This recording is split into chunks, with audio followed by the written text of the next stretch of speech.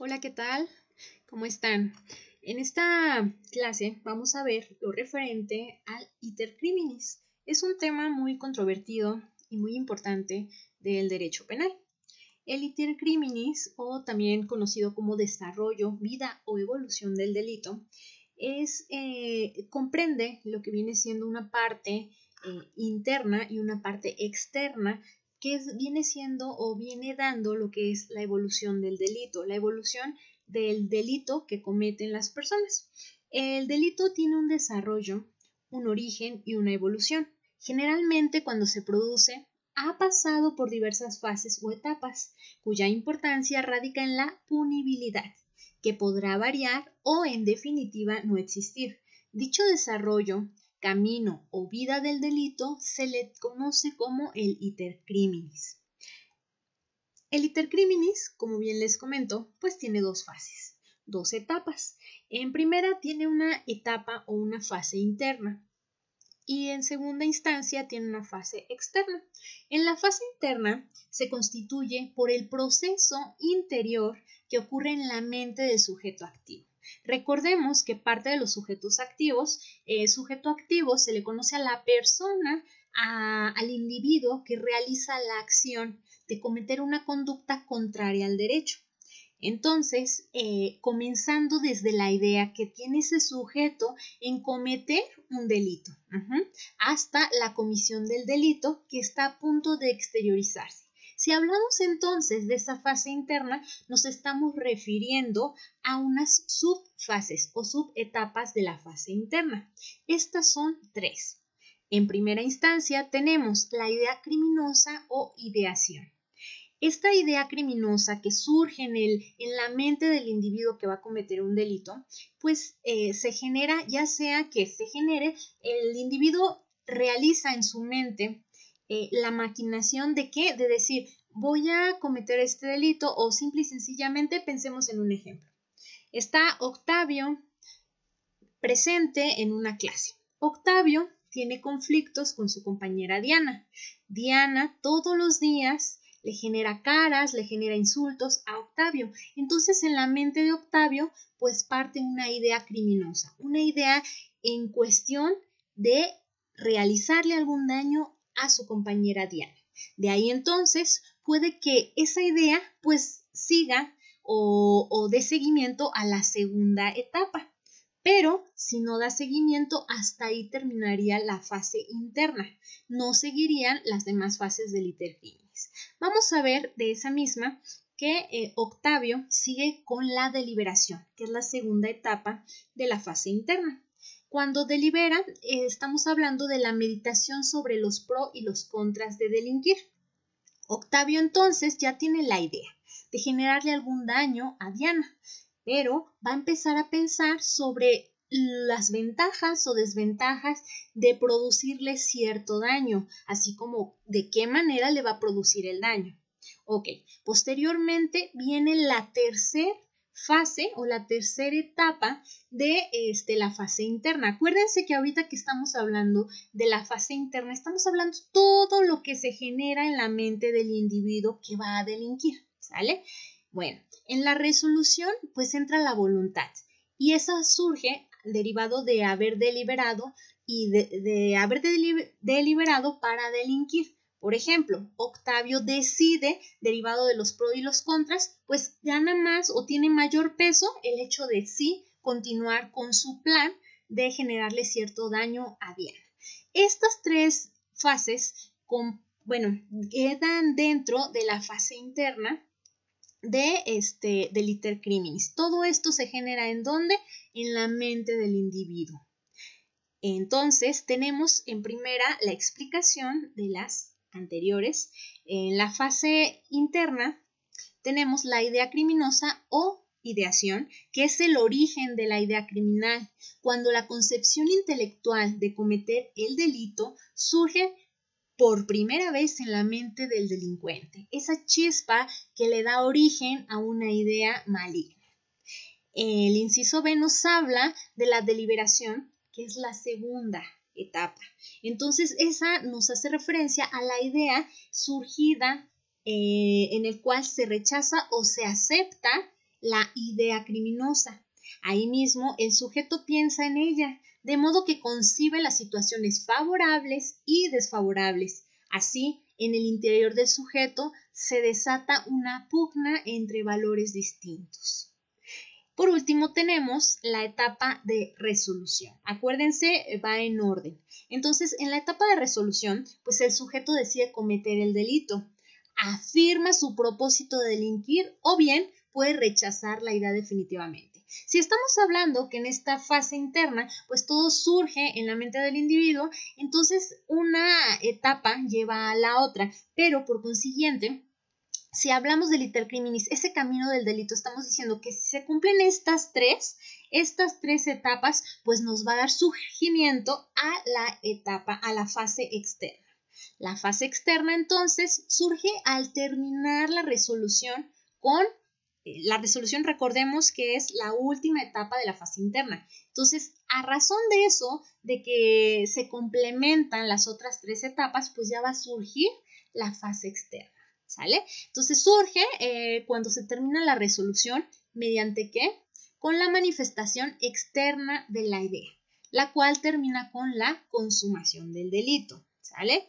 Bueno, vamos a ver entonces que esta fase externa también tiene tres etapas. En primera instancia tenemos la manifestación. La manifestación es la idea criminosa, en la cual la idea criminosa aflora.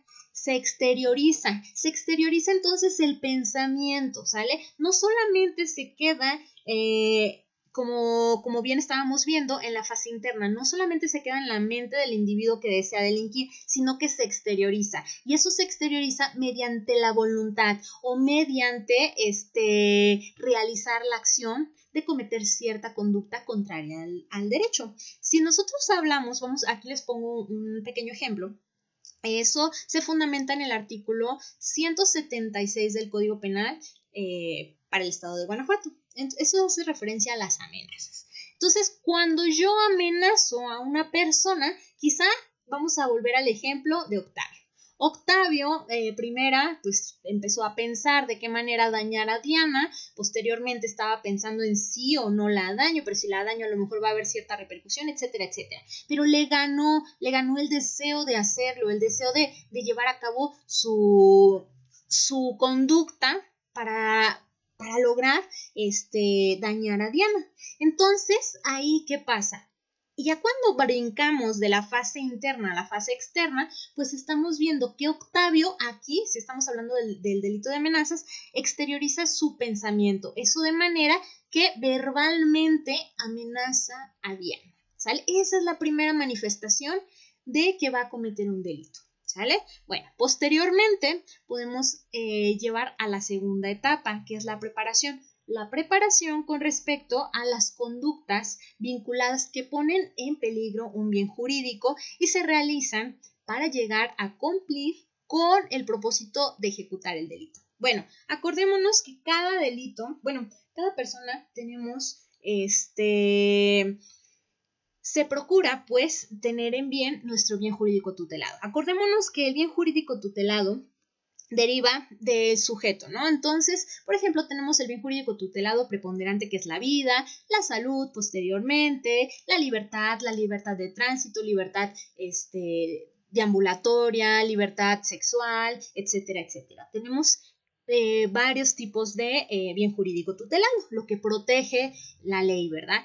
Bueno, de ahí entonces decimos que en esta segunda etapa que hace referencia a la preparación, estamos diciendo que Octavio va a generar o va a empezar a acumular u obtener, buscar o lo que consideren necesario. ¿Para qué? Para consolidar o para llevar a cabo la ejecución de ese delito. A lo mejor Octavio pensó, acordémonos y regresemos a la fase interna, pensó en dañar a Diana, ¿verdad?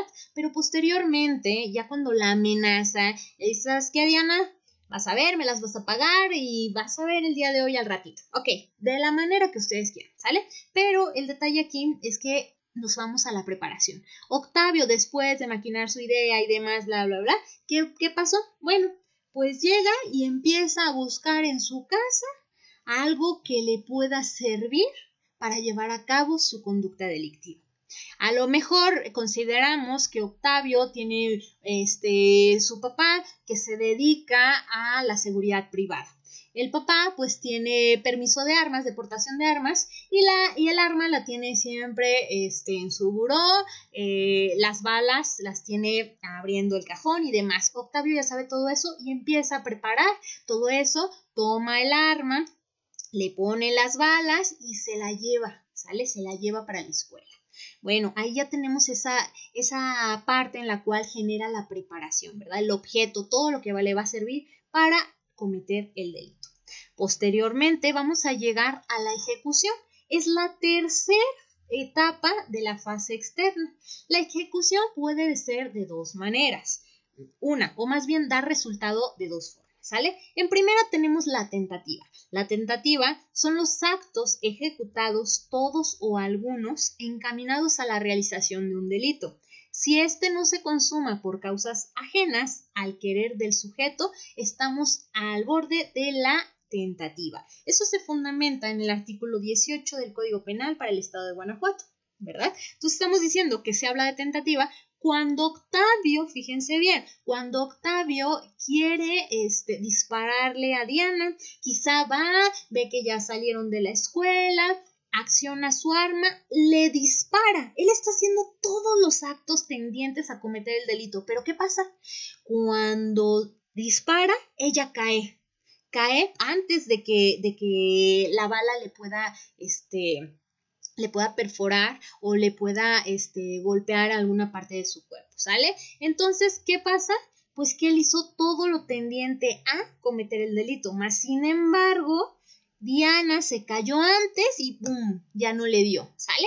O vamos a poner otro ejemplo, lo mismo, pero a lo mejor en ese momento, cuando un profesor ve que Octavio levanta la pistola para dispararle, el profesor interviene y la avienta para que no le dispare, ¿sale? Entonces ahí pues encontramos la tentativa. Bueno, ese es el primer supuesto que se puede derivar de la ejecución.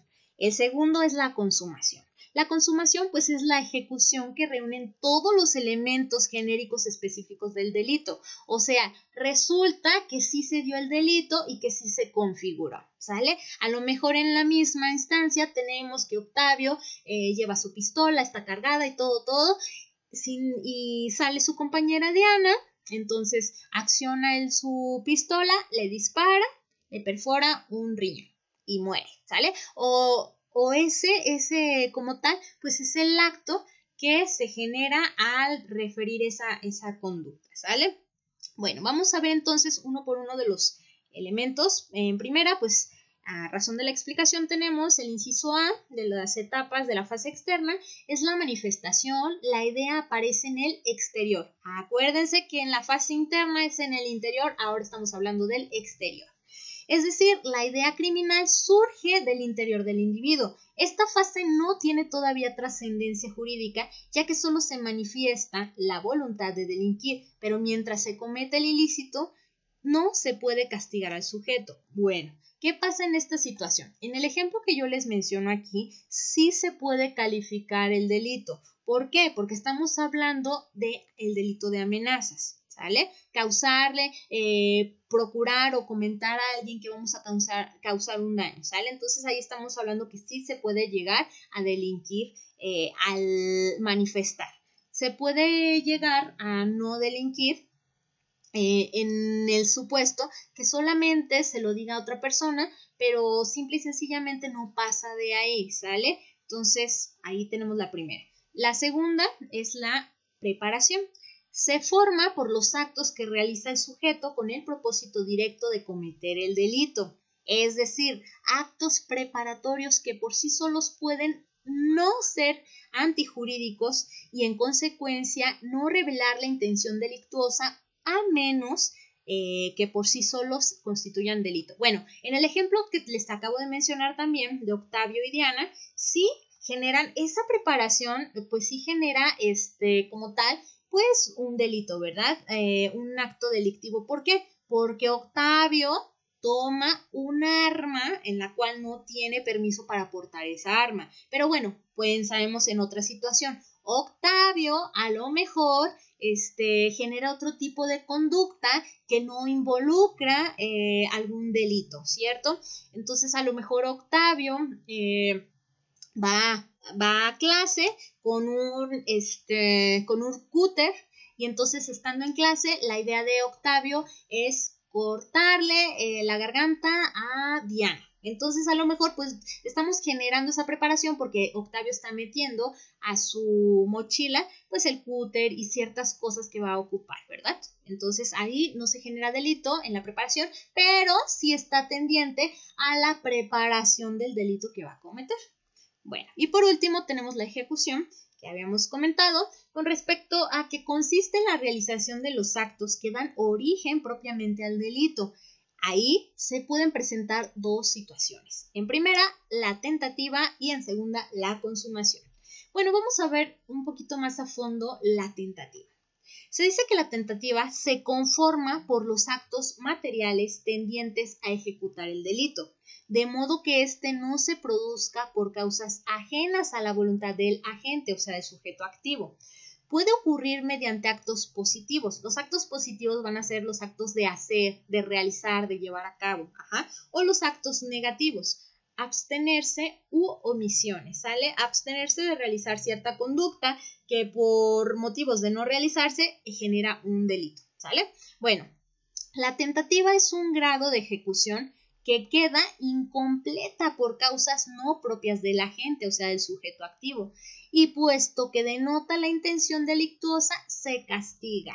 Nosotros cuando checamos en los códigos, en el código, por ejemplo, penal federal o en el código penal para el estado de Guanajuato, pues vamos a encontrar ciertos artículos o cierto fundamento legal para la tentativa, ya que la tentativa nos habla de esos actos que nos llevan a querer cometer el delito, ¿sale? La intención, tener la intención de cometerlos, pero por causas ajenas a nuestra voluntad, no se puede consumar ese delito. Más sin embargo, se castiga el tener en consideración o la voluntad de llevarlo a cabo, ¿sale?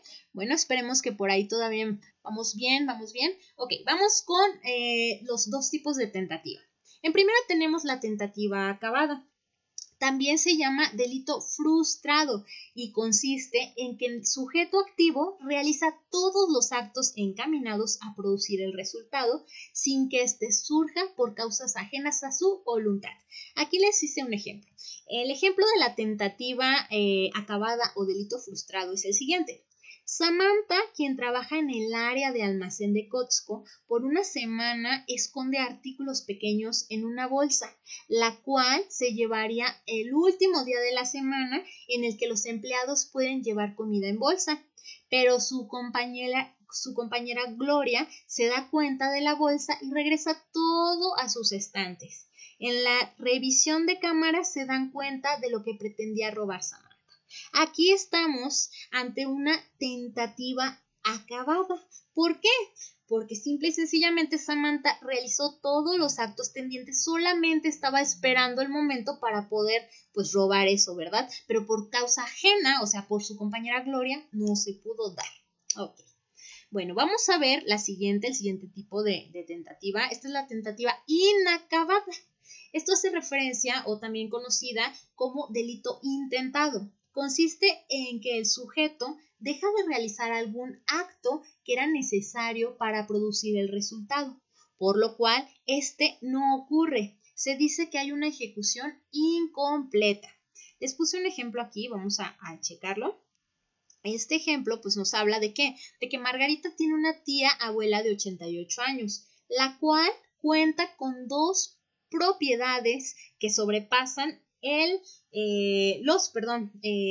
millones de pesos, pero la abuelita ya se encuentra muy mal de salud, tanto que todas las noches tiene que utilizar respirador artificial para poder amanecer. Margarita, quien la cuida, recibe en donación las propiedades. Por tal motivo, ya no tiene interés en su abuelita y decide simplemente no ponerle el respirador una noche. Se marcha a su escuela, pero su prima María fue a visitar a su mamá y la encontró casi muerta. De inmediato le conectó el oxígeno para que se estabilizara y la señora vivió. Bueno, en este supuesto, pues recordemos que Margarita también generó todos los actos en primera instancia, perdón, pero posteriormente dejó de hacer algo, dejó de ponerle el respirador. Entonces esa conducta, pues la generó ¿para qué? Pues para que la abuelita falleciera, ¿cierto? Entonces tenía la intención de que la abuelita falleciera, ese era su propósito, pero por motivos ajenos a ella, o sea, por la mamá, pues le pusieron el respirador nuevamente y entonces no se pudo configurar ese delito, ¿sale? Este es el otro tipo de tentativa. Ahora vamos a ver el desistimiento. Esto hace referencia cuando el sujeto activo suspende espontáneamente los actos tendientes a cometer el delito o impide su consumación. Por tanto, no se le castiga. El ejemplo de esto es que Jonathan y dos de sus amigos desean ir al Cervantino, pero el padre de Jonathan, quien es empresario y es de dinero, lo castigó, quitándole su tarjeta de débito. Entonces Jonathan y sus amigos planearon que Jonathan se autosecuestre para pedir rescate a su papá y poder ir al Cervantino pues con la suma de dinero recabada, ¿verdad? Pero cuando el papá estaba a punto de entregar el dinero a Jonathan, se arrepiente por lo mal anímicamente que ve y escucha a su padre. ¿Sale? Entonces, en esta situación, pues no puede llegarse a configurar el delito, no puede existir como tal una pena, toda vez que antes de que se configure el delito, pues se desestima, o sea que el sujeto espontáneamente, pues ya, no quiere cometer el delito o se arrepiente. ¿Sale? Bueno, tenemos por otro lado el delito imposible. El delito imposible hace referencia a que el agente, no se vayan a confundir con la gente, el agente, o sea, el sujeto activo, realiza actos encaminados a producir el delito, pero este no surge por no existir el bien jurídico tutelado, ¿sale? Por no ocurrir el presupuesto básico indispensable o por falta de idoneidad en los medios empleados. Hay un ejemplo que les pongo, que les hago mención, un ejemplo breve pero conciso.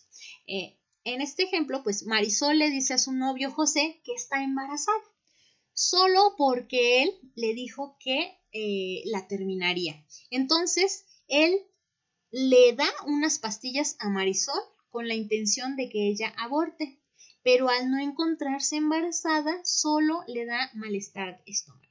¿Qué quiere decir? Pues que no existe el bien jurídico tutelado, no existe la vida del producto de la concepción.